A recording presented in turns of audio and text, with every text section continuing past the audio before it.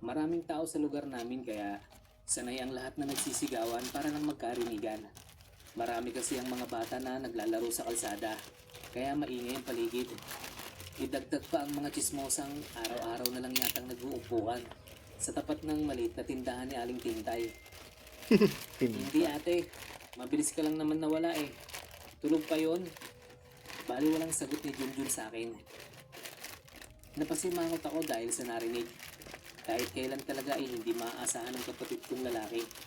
At alam kong kahit hindi sabihin ni inay, ay nahihirapan siyang pasunurin si Junjun.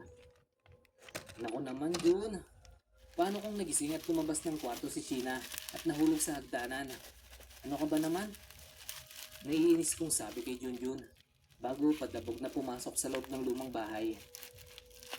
Nakasalubong ko sa hagdanan si Ate Cindy, ang nakatira sa katabi naming kwarto. Morning Ate Cindy, bati ko ritong tipid na ngumiti.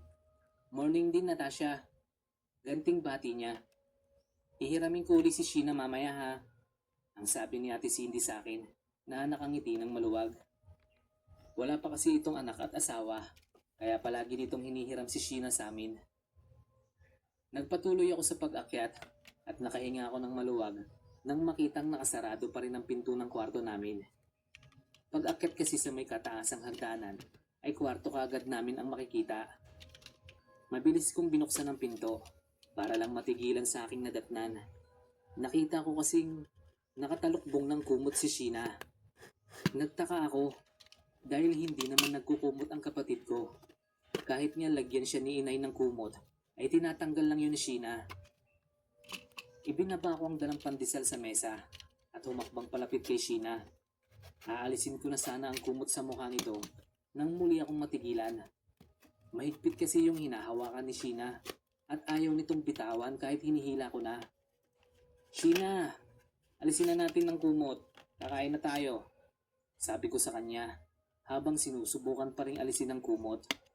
Iyaw ko, sagot ni Sheena sa akin. Muli akong nagtaka, Sir Van. 5 taon na si Sheena, kaya matatas nang magsalita. Ba't ka ba nakakumot? Akin na, ibigay mo na yan kay ate. Iyaw ko nga. Muling tanggi ni Sheena bago dahan-dahang sumilip sa ilalim ng kumot. May bata eh. Tingin siya sa akin. Dugtong na sabi ng kapatid ko sa akin. Namutla ako. May nakapasok ba habang nasa labas ako?